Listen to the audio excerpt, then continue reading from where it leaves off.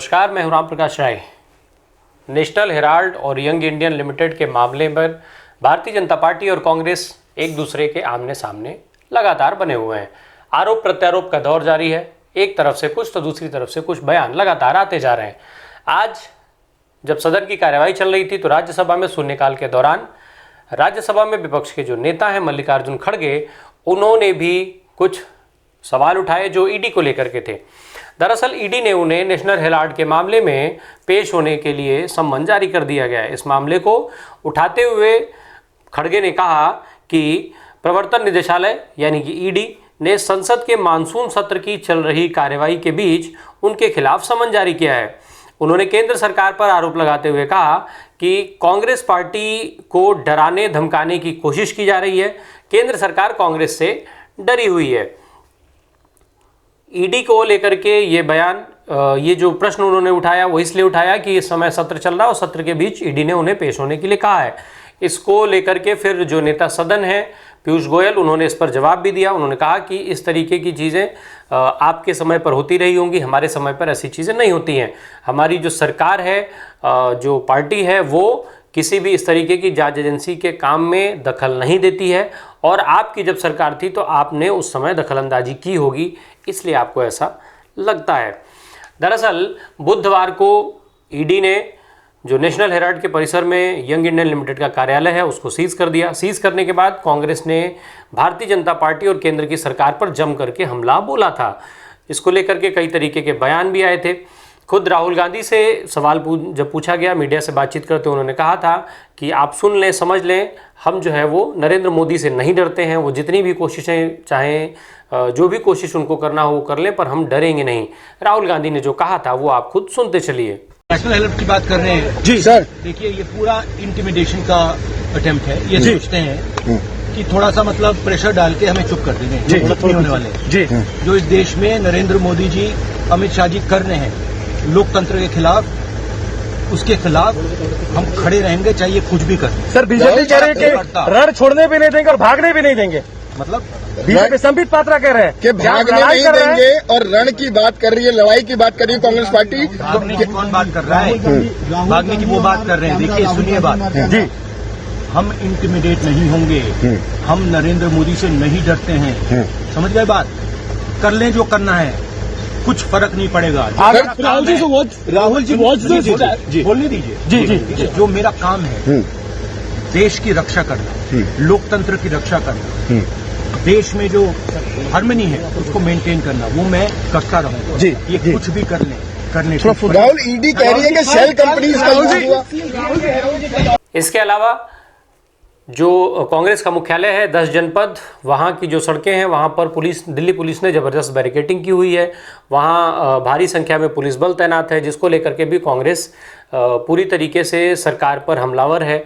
उसने जो कांग्रेस के तमाम बड़े नेता हैं उन्होंने सोशल मीडिया से लेकर के और अलग अलग जगहों पर इसका सवाल उठाया है कि आखिर किस तरीके से कांग्रेस कार्यालय में कांग्रेस कार्यकर्ताओं के साथ साथ आम लोगों को पहुंचने से रोका जा रहा है। इस मामले पर जब मीडिया ने राहुल गांधी से सवाल किया तो राहुल गांधी ने कुछ इस तरीके से जवाब दिया। मोदी से तो मैं मतलब बिल्कुल नहीं डरता हूँ। तो जो घर के बाहर बैरिकेडिंग हुई है उसको कैसे देखते हैं आप सर? और लगाएं और बैरिकेडिंग करें। और सर, आपको जिस तरह से कल एआईसीसी मुख्यालय को भी बैरिकेड किया गया है। सच्चाई को बैरिकेड नहीं करा जाता। बढ़िया, और करिए। सच्चाई को बैरिकेड नहीं क्यों करना चाहते हैं? क्यों कर रहे हैं? राहुल जी, कल जो आप लोग का कार्यक्रम है वो आप वो कह रहे हैं कि आप टेस्ट नहीं कर सकते हैं, तो टेस्ट नहीं कर सकते। नोटिस आया है केसी वेणुगोपाल का कि अनएम्प्लॉयमेंट पर टेस्ट नहीं कर सकते।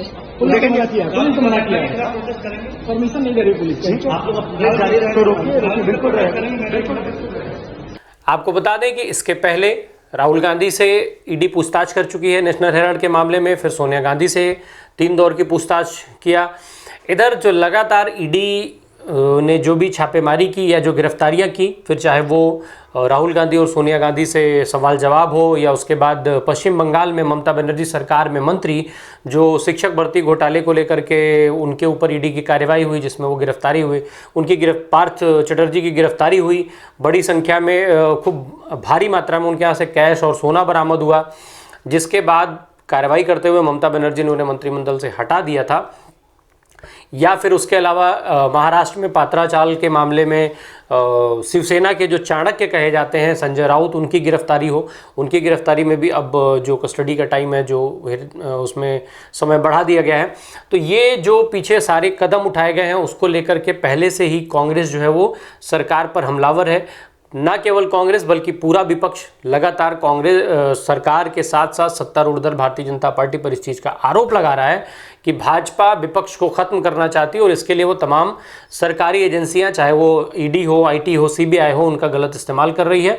और इन्हीं एजेंसियों के माध्यम से, इन एजेंसियों को माध्यम बना करके और ऐसे नेताओं को टारगेट किया जा रहा है जिससे जो विपक्ष है उसका मनोबल टूटे, जो विपक्ष के कार्यकर्ता हैं उसका मनोबल टूटे और तमाम जो विपक्षी दल हैं उसको ख़त्म किया जा सके। जिसकी और साथ ही साथ जो तमाम विपक्ष है वो अलग अलग भाजपा के जो बड़े नेता हैं उनके बयानों को भी कोट करता है। चाहे वो अभी पहले भी चूँकि भारत कांग्रेस मुक्त भारत की बात प्रधानमंत्री नरेंद्र मोदी भी करते हैं, अमित शाह भी करते हैं, जेपी नड्डा भी करते हैं। जेपी नड्डा ने अभी बिहार में बयान दिया था कि सभी पार्टियां, तमाम जो पार्टियां हैं वो या तो ख़त्म हो गई या जो बची हैं वो भी ख़त्म हो जाएंगी और केवल भारतीय जनता पार्टी बचेगी।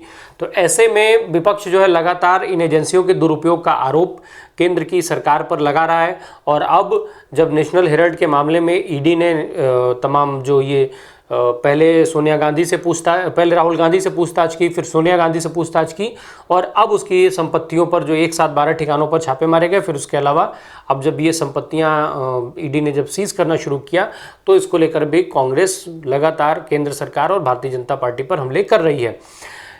इन हमलों का जवाब देने के लिए भारतीय जनता पार्टी की तरफ से उनके प्रवक्ता संबित पात्रा सामने आए। संबित पात्रा ने टारगेट करते राहुल गांधी पर निशाना साधते हुए उन्होंने कहा कि पहले वो कह रहे थे कि रण होगा, फिर उसके बाद वो अब युद्ध की बात कर रहे हैं, तो और अब जो होगा वो ना रण होगा और ना रन होगा, यानी ना ही किसी तरीके का कोई युद्ध होगा और ना ही जो है हम इन्हें भागने देंगे। हालांकि राहुल गांधी ने अपने बयान में, जो अभी आपने ऊपर भी सुना होगा कि इस बयान में राहुल गांधी ने कहा है कि वो भागने की बात कर ही नहीं रहे, भागने की बात तो सरकार कर रही है। संबित पात्रा ने साथ में ये भी कह दिया कि अगर राहुल गांधी इतने ही ईमानदार हैं तो फिर उन्हें डर किस चीज़ का है। और इन्होंने 2010 में ये क्यों नहीं बताया था कि वो यंग इंडियन लिमिटेड के निदेशक हैं। इस बात को उन्हें तब बताना चाहिए था जो राहुल गांधी ने नहीं बताया था। इस पर लेकर के भी संबित पात्रा ने सवाल उठाया है। बहरहाल केंद्र की सरकार, भारतीय जनता पार्टी और विपक्ष में कांग्रेस के साथ साथ तमाम विपक्षी दल एक दूसरे पर कई तरीके के आरोप लगा रहे हैं, जिसमें एक आरोप बेहद सामान्य और कॉमन है कि बार बार ये कहा जा रहा है कि सरकार या भाजपा जो भी है वो इन तमाम सरकारी एजेंसियों का दुरुपयोग कर रही है और इससे वो विपक्ष को ख़त्म करना चाहती है, विपक्षी नेताओं को ख़त्म करना चाहती है। बहरहाल देखना होगा कि कितने लंबे समय तक ईडी की ये छापेमारी चलती है और तमाम जो इस तरीके के घोटाले हैं उन पर कब तक कार्रवाइयाँ होती हैं और इसमें जो विपक्ष और सत्ता पक्ष का जो आरोप प्रत्यारोप है वो कहाँ तक और पहुँच पाता है। धन्यवाद।